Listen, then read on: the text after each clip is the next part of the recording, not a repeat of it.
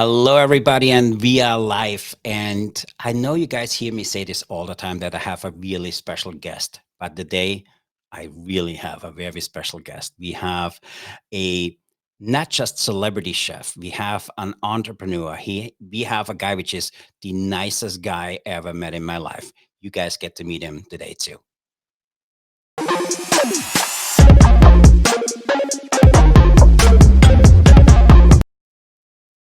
Hello, everybody. My name is Christian Fischer. I'm the host of the Disruptive Chef Show, and I'm really excited to introduce you guys to one of my dear friends, Chef Cary Neff. Not only is he an amazing chef, he's a restaurateur, he's a celebrity chef, he is an entrepreneur, and not only is he an entrepreneur, he's the most amazing human being I met. And him and I just had this conversation before we started here. Um, I had the opportunity to work with him for many years. And what I loved about him is the guy I met in the boardroom, the guy I met in the kitchen, and the guys you guys meet today is the same guy. He always is Cary Neff. He's true to who he is. And he's amazingly good in not just food, in all things culinary and culinary entrepreneurship. With that, let me introduce you guys to Chef Cary Neff. Chef, thanks for being Hey, here at the show. thank you so much and such a warm welcome. I really appreciate that. So we had the opportunity to work together. So before we get started, give our audience here just a 3 to 5 minute cliff note who you are and what you've been doing for the industry. Well, I was one of those fortunate people who decided this is what I wanted to do very early on in age, and really focused my sophomore, junior, senior years in focusing on food service. Graduated. I'm also from Chicago. Went to Washburn Culinary, which is the oldest culinary school in the country. I was handpicked by one of my instructors to go work at a small French restaurant where I apprenticed and really understood or got introduced to different foods. I Mhm. was the only, not only African American in the kitchen, the only American in the kitchen. My chef was Japanese born and French trained. The other sous chef was also Japanese, and the other gentleman who was working pots and salads was Hispanic. So it was a large learning curve, but it was phenomenal. And then I wanted something bigger. Really, the only job I should not have left was with Yoshi, because he wasn't done with me actually in training. But there was a shiny object, and that was the opening of the first Park Hyatt Hotel in Chicago. I came in as a prep cook and left out as a chef tournant. Went over to the Four Seasons Ritz Carlton as the youngest chef de cuisine at the Ritz Carlton Four Seasons in Chicago, and then was able to work with some of the restaurant greats. Worked for Arnie Morton, all of his chain of restaurants, understood butchery and procurement, and some really innovative things that he was doing regarding service and so forth. I was then Mhm. tapped for the Princess Hotels, and was the first chef to come open a hotel in the United States from the Princess Hotels. And we opened the Scottsdale Princess right now at that time, and now it's the Fairmont Princess. I opened each one of the resorts, each one of the hotels, excuse me, restaurants. Got some notoriety from each one of those places that we were there. And then my mentor, James Esposito, who brought me to the Princess, was also a colleague of Colgate Homes, which is one of the founding members of the Four Seasons. And then we started opening got luxury heritage resorts around the country. And so I really wanted to understand the process of opening and then setting the standards and so forth. And so I went on the tear and opening different hotels and resorts around the country. And then later I had a epiphany. I was working at a 3 restaurant complex called 8700 in the northern Scottsdale area.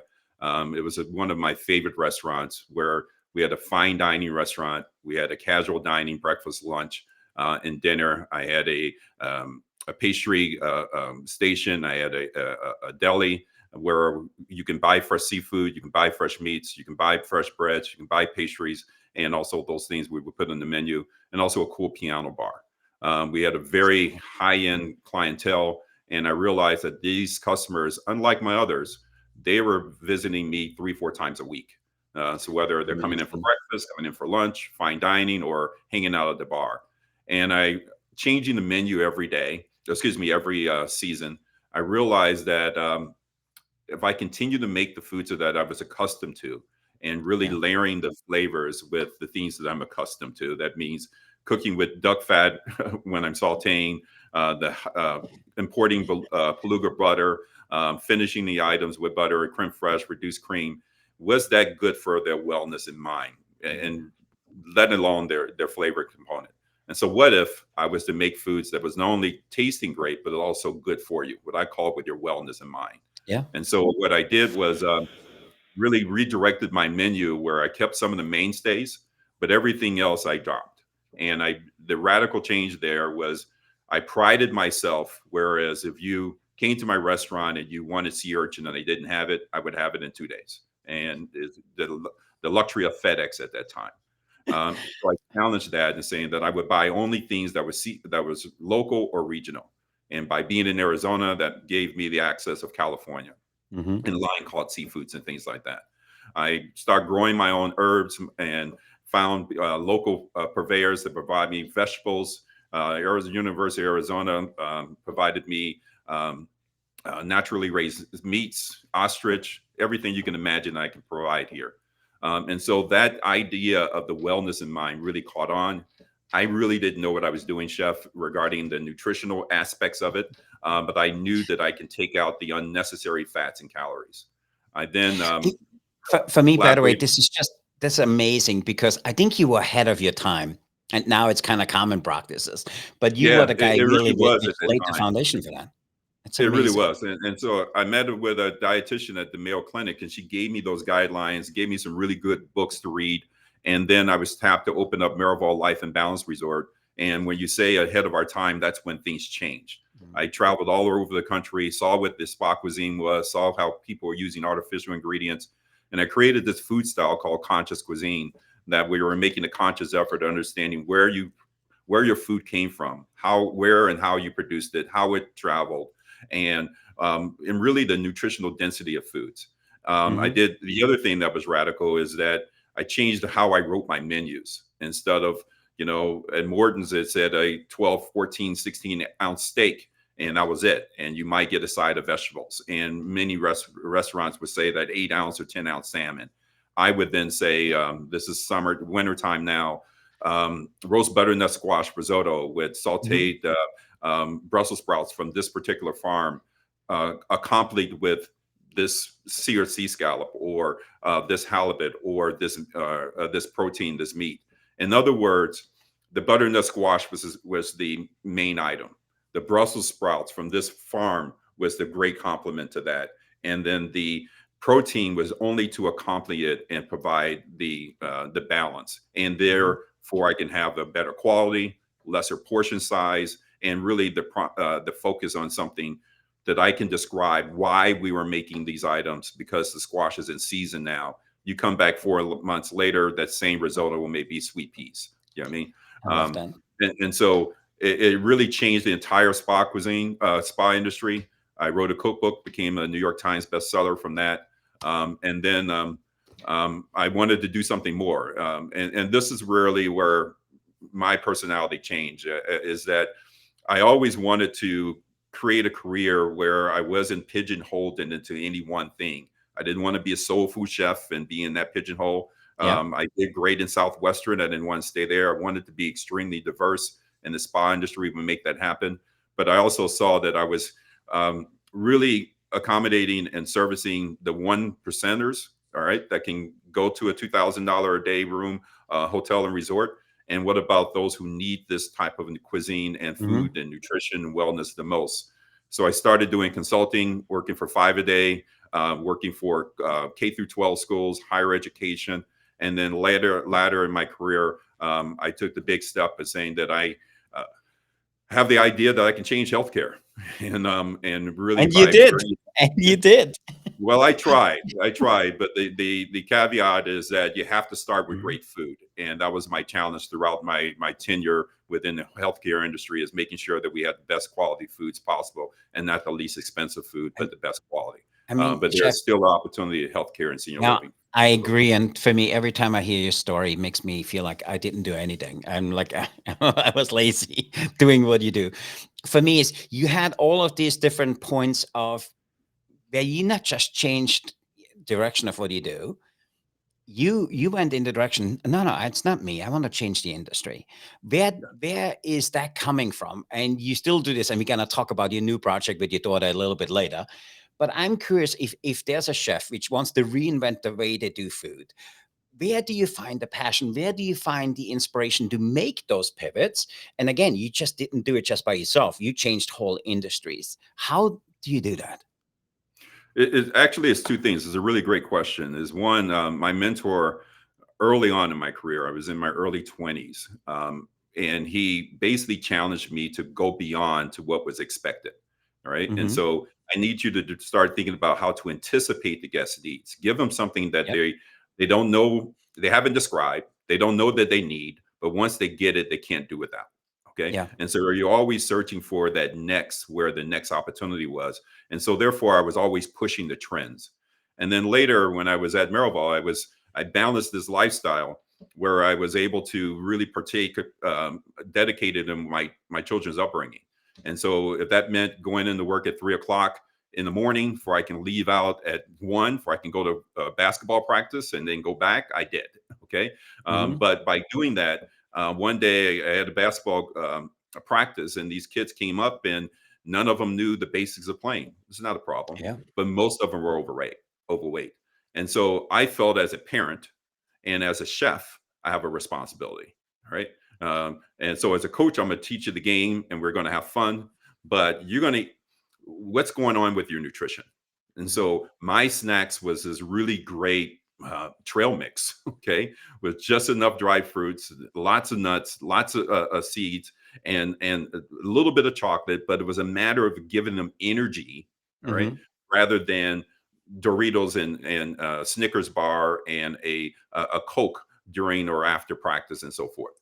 Those kids thought that that was their edge, right? Yeah. And Yeah. that just motivated me. And so, what else? What can I do to elderly? What can I do to disadvantaged communities and things like that? So my mind just blew, as in saying that great tasting food can also be good for you. And now the innovative part is how do we make that compatible, affordable, easy to Yeah. have, and accessible. And it for me, yeah, you make it sound so easy. You may, oh, I just this is just the way it is. But the industry pushback, your staff pushback, the clientele's pushback. How do you persevere through that? And again, when you tell a story, oh, all right, this is just what I did. And I want our listeners to understand, you just didn't do it in your industry. You a recognized name in each of those in the whole industry because you changed industries. How do you overcome when those things come back and push back and say, hey, Cary, how dare you do that? You're not meant to do that. Well, that's actually, that pushback has followed me throughout my entire career and life. And so that's just the perseverance I got from my dad, actually. But it's also understanding the power of marketing coupled Yeah. with the power of food. All right. And Hmm. so as where the star was shining bright on conscious cuisine, and I thought that, this would be a great opportunity to make a fast casual restaurant, really focusing on nutritionally dense, sustainable foods and making that affordable. Smoothies, teas, flatbreads, gourmet salads, and those items, bowls. This is 25 years, 20 years ago, Yeah. maybe 15. Okay. And so rather than saying conscious cuisine, which I felt that most people will say is healthy, it won't taste good, I won't try it, I renamed the restaurant Naked Pear.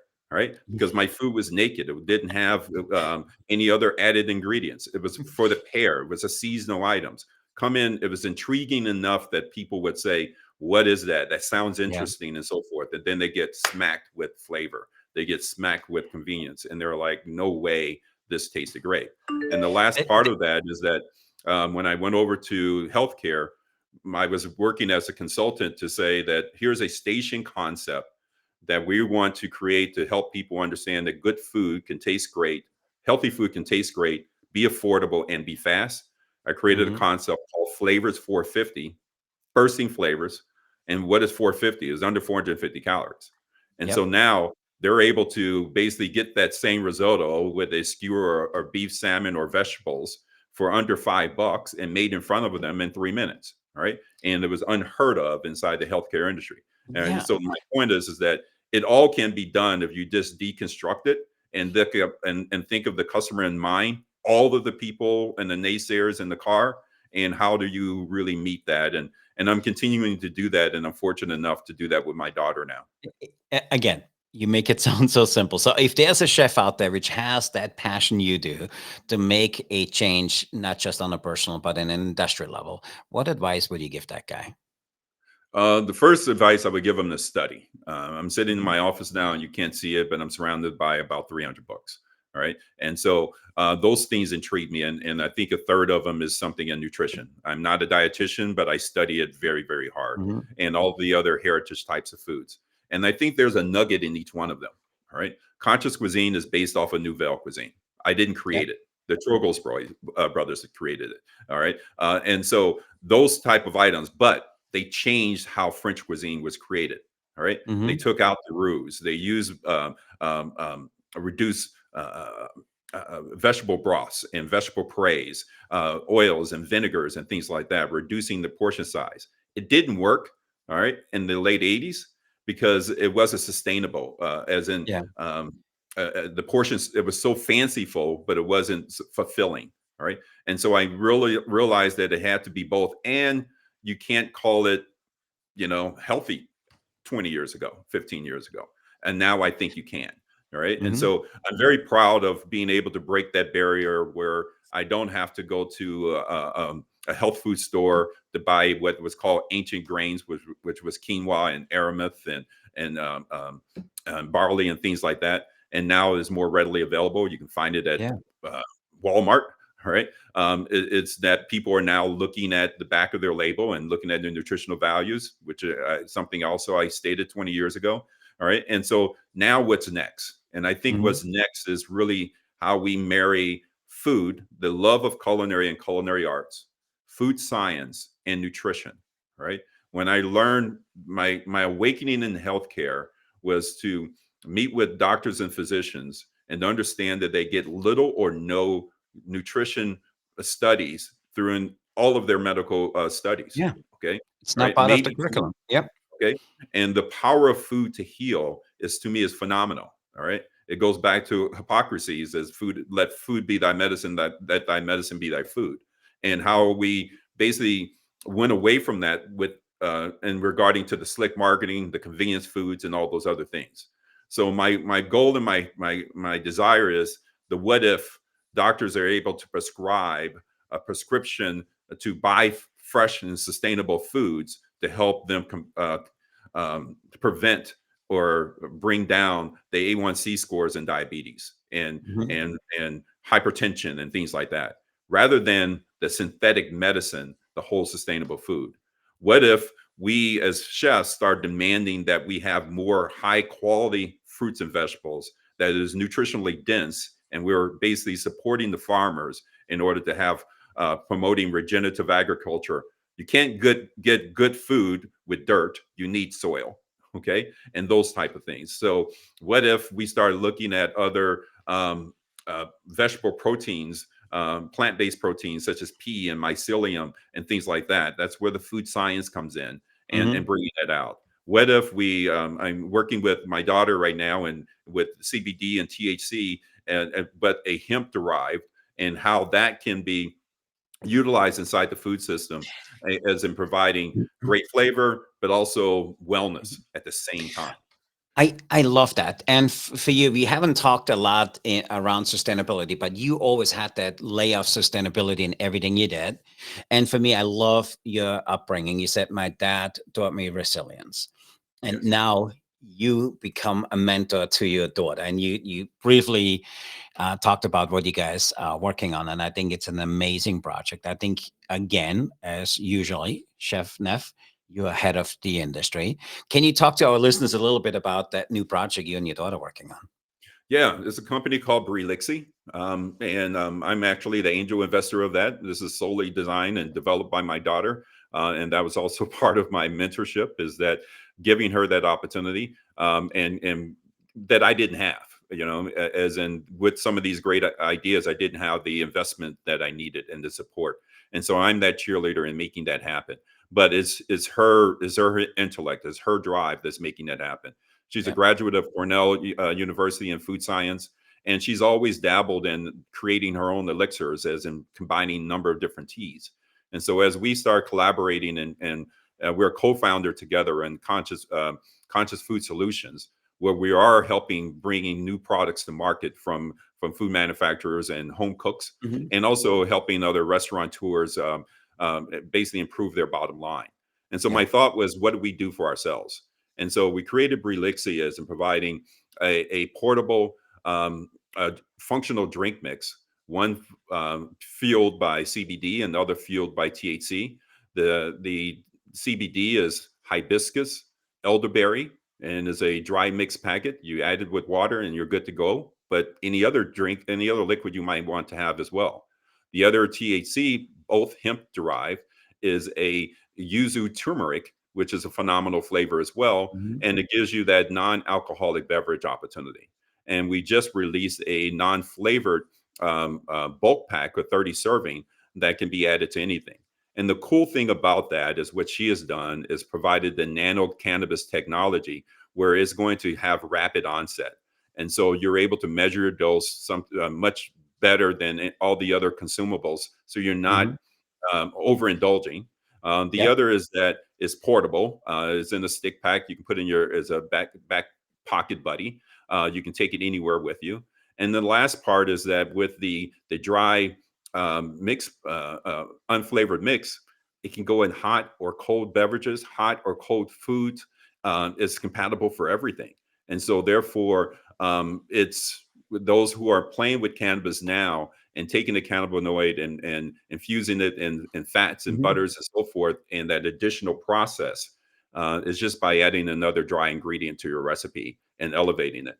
And so now we're really trying to say how we are going to basically reinvent the category of non-alcoholic beverages, how we can impact wellness within foods and senior care, how we can really impact the opportunities in the spa and the wellness environment where they're getting, this relaxing CBD massage. Now they can have this calm.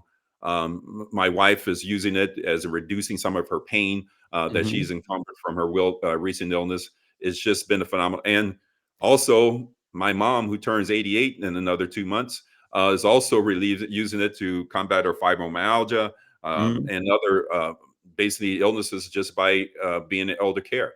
All right. And so for my mom to be able to enjoy a cannabis derived product and feel that it's safe because it is, Yep.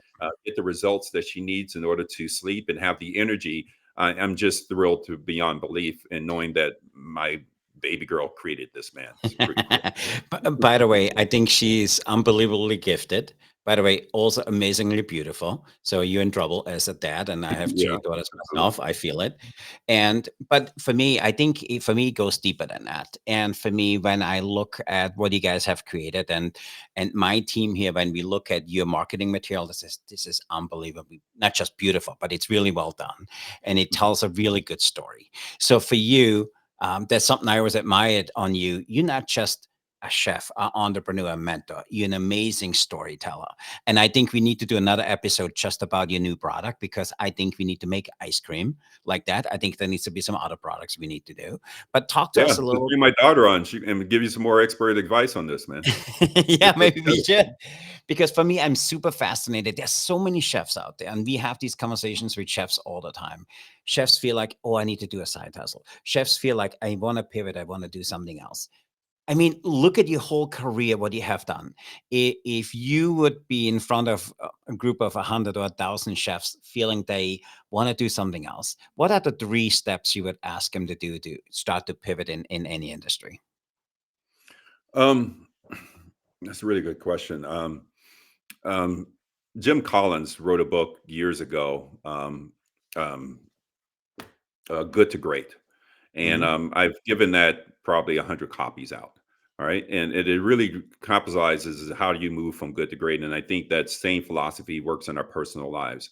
Is really identifying that what am I good at that I can be the best, and Yep. how does that drive my economic engine, and how is it going to really affect the industry. All right. And how can we basically be the best in that industry? Hmm. And so there's a lot of opportunities where individuals see some things that they will really like to do and have a passion.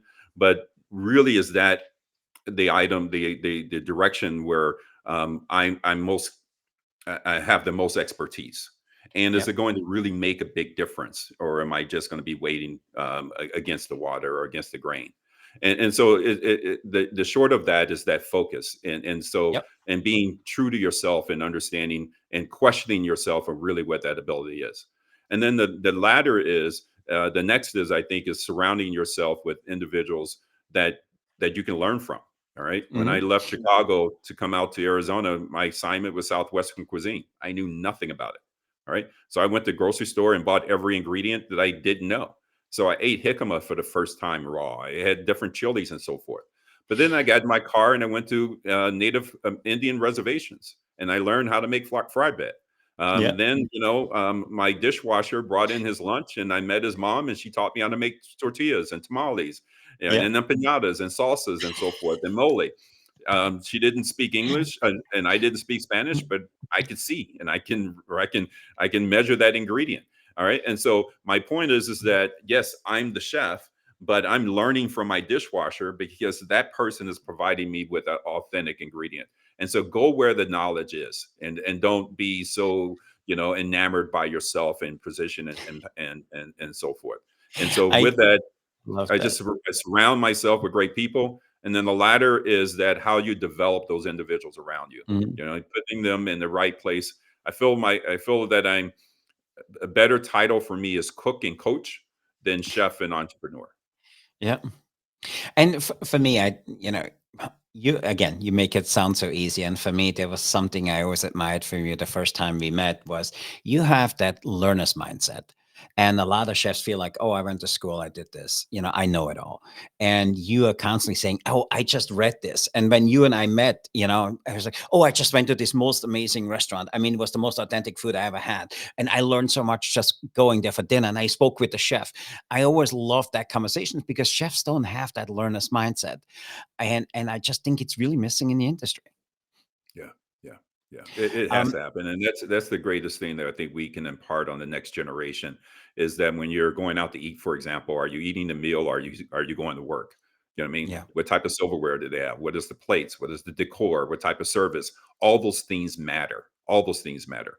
I remember really being scolded for the first time, really by not going out to the dining room. I was afraid to. All right. And not seeing and talking to my customers and seeing that I was behind the mhm. kitchen and making that happen. No, you have to sell it in everywhere.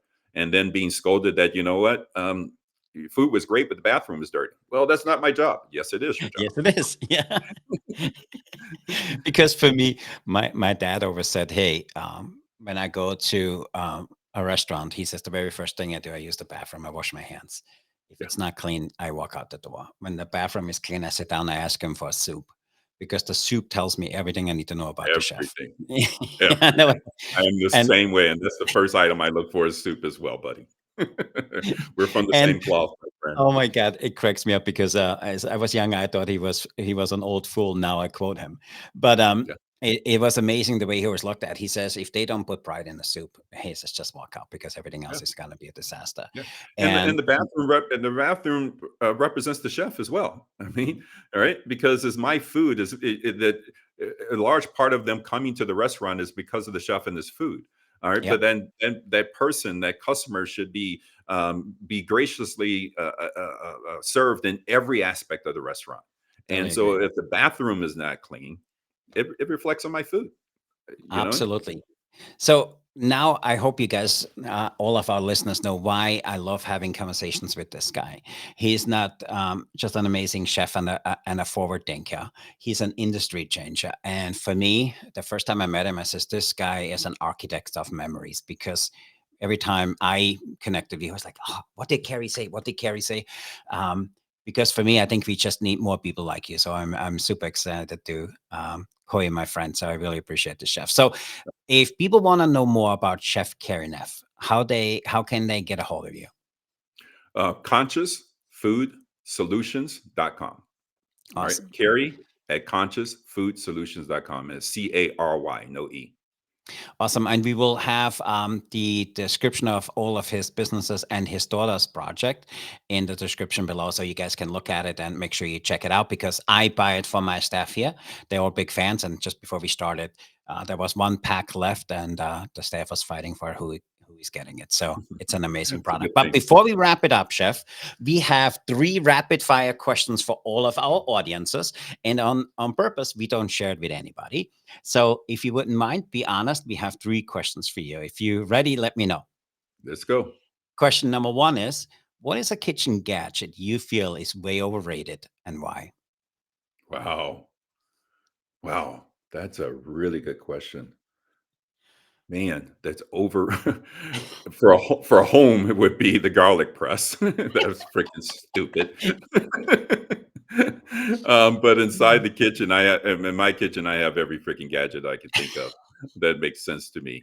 And so, that would probably be it. I mean, That's awesome. just By the way, there's a lot of people very upset with you because they love their garlic presses. Our question is, what is a classical dish you would reinvent and how? Wow, that's another really great question. Um Actually, this is really the first dish I did reinvent. It's just a basic cream soup. Hmm. Okay. And so we were all taught that if I'm making a mushroom soup or making a celery soup or carrot soup, I need chicken stock. All right. And so I challenged that. What if I use a mushroom broth? What if I use a vegetable broth? And so I would reinvent it by really using great flavorful items that complement it. And so my vegan soup should be vegan. All right. And so I don't need a roux. Maybe I can use potato. Maybe I can use rice. Maybe I can use oatmeal in order to give it the thickness because of the starch and also the Yep, creaminess because of how it's going to come out. And so that is actually something that I did, and with great success, is reinventing really how classic preparations was done and challenging it by just saying why. that is awesome. So our last question for you is, what is a ingredient if you were given the power, you would ban it forever and why? God, I don't have one actually because I'm the philosophy I'm have the philosophy that there's no bad food. All right. And so it's just how you use it and over consume it. All right. So like truffle oil is everywhere and then how it's being used, but I love freaking truffles. Saffron is one of my greatest spices that I love to use, but I use it sparingly. All right. And then Mhm. all the other dry spices. So I don't prescribe that there's something should be eliminated inside the pantry. It's just how do you can there should be there's a function for each one of them as a use if used properly. That is awesome. So, Chef, I really appreciate you being here today. But before we let you go, what is one piece of advice you would have for any chef trying to, just pivot in their career? Again, I go back to anticipate the guest needs. Right, Hmm. pay attention to your customer, pay attention to the public, pay attention where the food style is going, and with that awareness, think about what's next. Many of us have a mobile phone right now that has our you can go online, it has your song, it has your music and all those things. I didn't need that. I was really fine with my flip phone. Okay. All right. And so when I got it, now I can't do without it. All right. And so Awesome. someone Steve Jobs said, what if, Hmm. what if you didn't have 3 advices, you had one? And I think the same thing happens with food. Is really thinking, uh, not outside the box, but just thinking ahead. Awesome. I absolutely love our conversation. So we need to do a 2.0. But for our listeners, if you haven't done yet, check down below on the information. You guys got to check out what he's up to. You guys need to check out his daughter's new project. It's absolutely amazing. And if you found value in this episode, make sure you leave us a like. We're reading every single comment of that and make sure we serve it the way we can. And then also, if you could please, if you feel like there's one of your friends who could benefit from that, make sure you ship him the episode or go to disruptivechef.club, which is our private community where we share the latest and greatest. And we also give you a glimpse on who the new amazing guests are we bringing on. So with that today, Chef Cary, I appreciate you. Thanks for Thank you. your Appreciate generous gift of your time. Until the next time, remember to disrupt your kitchen, fire up your career, stay hungry for change. I'm Christian, your disruptive chef entrepreneur, signing off. Be the change, be the challenge, and be the chef who sets the world on fire. I love that. Take care, Chef.